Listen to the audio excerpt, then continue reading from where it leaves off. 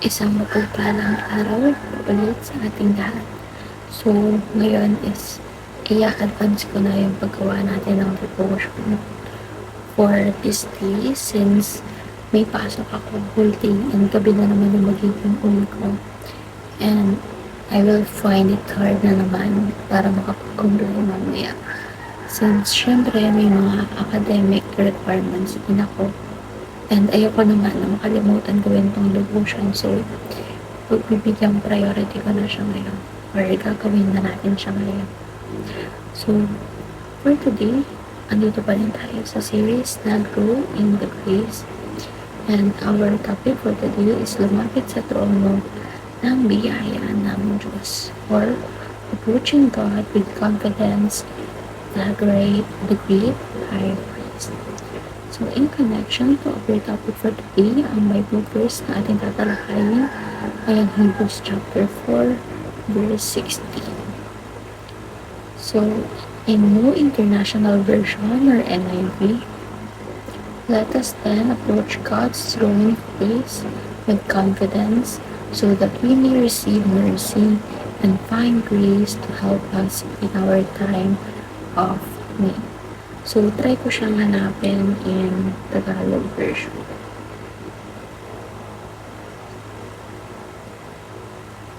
Wait lang.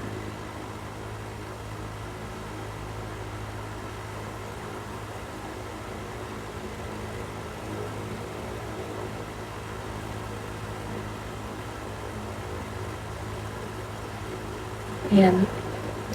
In ASND version, kaya huwag tayong mag-atubiling lumapit sa trono ng maawaing Diyos para matanggap natin ang awa at biyayang makakatulong sa atin sa panahon ng pangangailangan.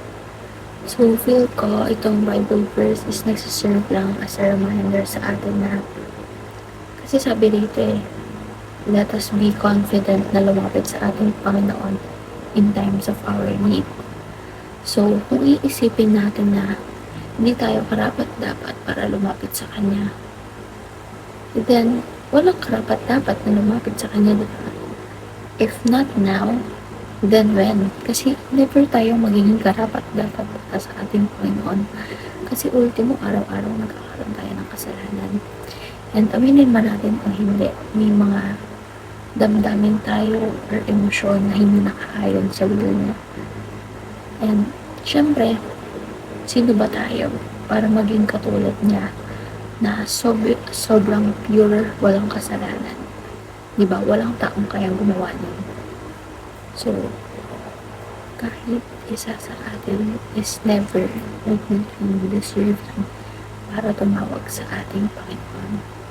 But then again, andito na nga tayo sa point na gusto ni God na lumalapit tayo palagi sa Kanya, na humihingi tayo ng tulong sa Kanya or na lumalapit tayo sa Kanya kasi He wants us to glorify Him, to call Him upon all times, at all times.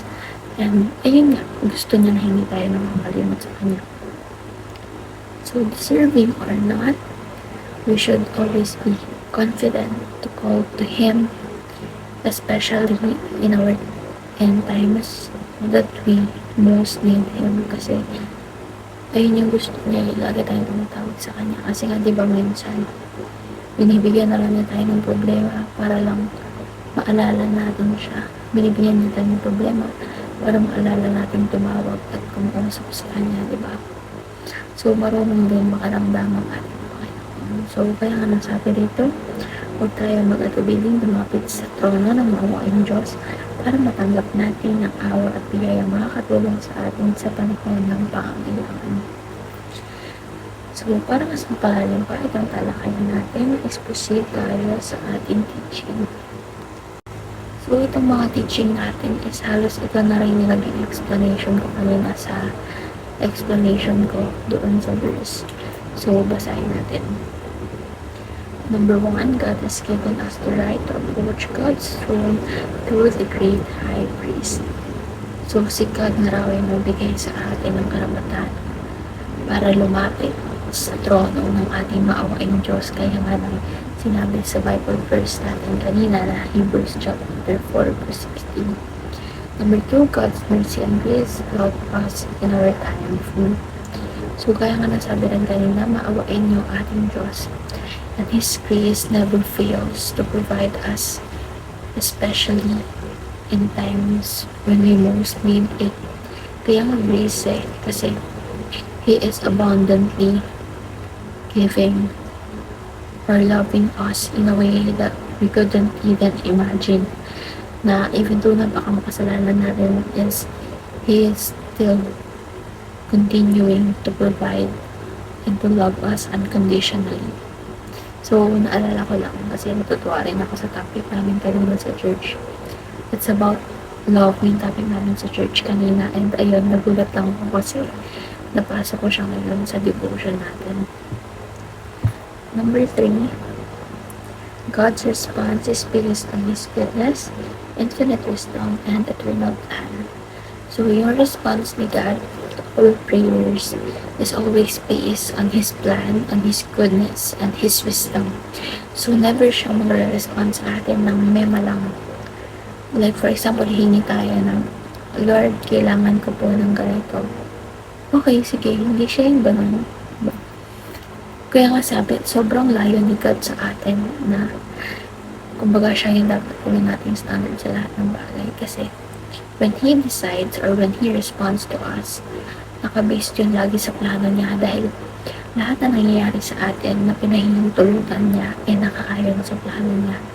So yung response niya is always nakabase sa will niya, on His goodness towards us, and based on His infinite wisdom na alam niyang never na rin tayo ipapahamak, and dapat lagi rin natin itak sa isip natin yan. No matter what challenges we may face, is never tayong pababayaan ang ating Panginoon. So ngayon naman is proceed tayo sa ating application. Number 1, approach God with confidence. Number 2, appeal to God's mercy and grace. And number 3, accept God's good and perfect plan. So, at the end of this devotion, marirealize natin, or we should have realized, that as we pray, there are the reasons why we should trust God's goodness, infinite wisdom, and eternal plan.